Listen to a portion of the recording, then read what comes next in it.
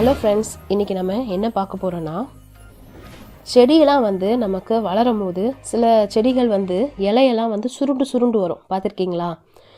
இதில் நாங்கள் காட்டுறோம் பாருங்கள். இலை வந்து பாருங்கள். இது ஒரு மல்லிச்செடியிலையும் கூட இலை ஒரு மாதிரி சுருண்டு வருது. இது ஒரு பூச்செடி, இதுக்கும் அப்படி இருக்குது.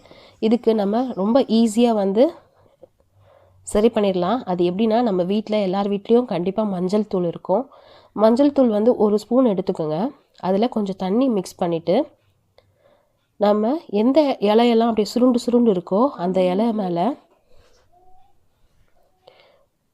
எதுனா ஒரு ஸ்ப்ரே இருந்ததுன்னா, உங்ககிட்ட ஸ்ப்ரே பண்ணுறது இருந்ததுன்னா அதில் கூட நீங்கள் போட்டு ஸ்ப்ரே பண்ணி விடலாம். நாங்கள் சும்மா ஒரு இலையை வச்சு தான் மேலே தெளித்து விடுறோம் பாருங்கள்.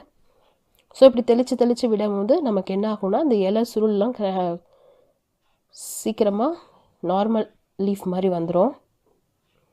பாருங்கள், தெளிக்கிறோம் நாங்கள்.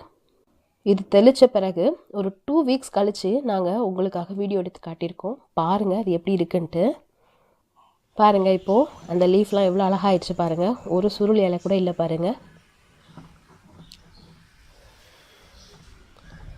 நம்ம போய் கடையில் போய் வாங்கணும் அப்படின்லாம் அவசியமே கிடையாது. வீட்லேயே அழகாக நம்ம செடிங்களுக்கு கூட நம்மக்கிட்டேயே வந்து மெடிசன் எல்லாமே இருக்குது. ஸோ இது வந்து இந்த மாதிரி செடிங்களுக்கு மட்டும் இல்லை, எல்லா செடிக்கும் நம்ம போடலாம். இது ஒரு கிருமி நாசினி மாதிரி தான்.